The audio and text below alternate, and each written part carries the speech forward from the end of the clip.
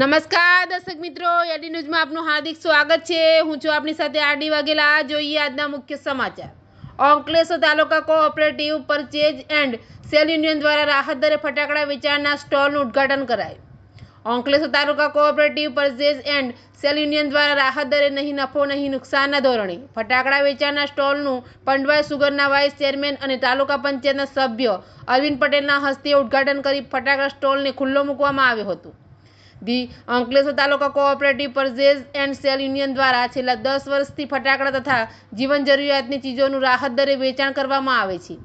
તે 3 રસ્તા એપીએમસીની બાજુમાં આવેલ એડી દેસાઈ પાર્ટી પ્લોટ ખાતે રાહત દરે ફટાકડા સ્ટોલનું તાલુકા પંચાયતના સભ્ય અને પંડવાઈ સુગરના વાઇસ ચેરમેન અરવિંદભાઈ પટેલ તથા સહકારી આગેવાન કરશનભાઈ પટેલના હસ્તે ઉદ્ઘાટન કરી સ્ટોલને ખુલ્લો મૂકવામાં આવ્યો હતો।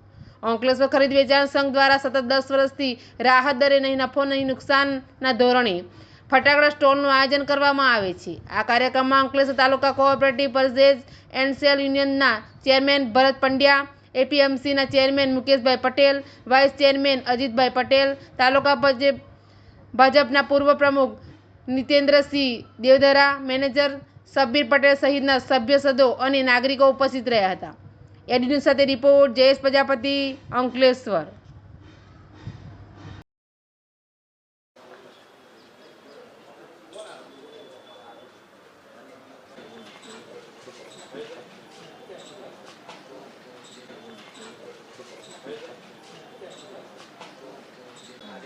અંકલેશ્વર તાલુકા પંચાયત આરોબાઈના ચેરમેન શ્રી અનિલભાઈ પટેલ, અંકલેશ્વર તાલુકા ભાજપ પ્રમુખ Bhupendrabhai.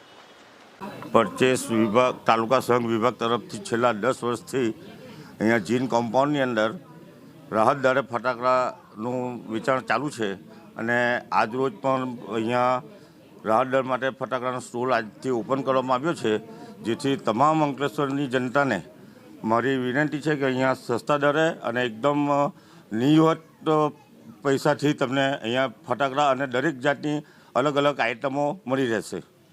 Ankleshwar taluka cooperative purchase and sale યુનિયનના આજે ફટાકડાનું સ્ટોલનું ઉદ્ઘાટન અનિલભાઈ ઈશ્વરભાઈના વડે આપણે આગેવાની હેઠળ જે ઉદ્ઘાટન થયું છે અનિલભાઈ દ્વારા, એમને અમે આવકારીએ છીએ। એમનો સમય કાઢવામાં તે બદલ એમનો બી આભાર માનીએ। અને આ તાલુકા સંઘનો જે રાહત દરનો જે ફટાકડા સ્ટોર છે એમને તાલુકાની પ્રજા તથા તાલુકાના સિટીના લોકો ને ગામજનો એનો ખૂબ લાભ લે અને અમારા સંઘને સપોર્ટ કરે આડકતરી રીતે એવી અમારી બધાને અમારી પ્રાર્થના છે તાલુકાના બધા।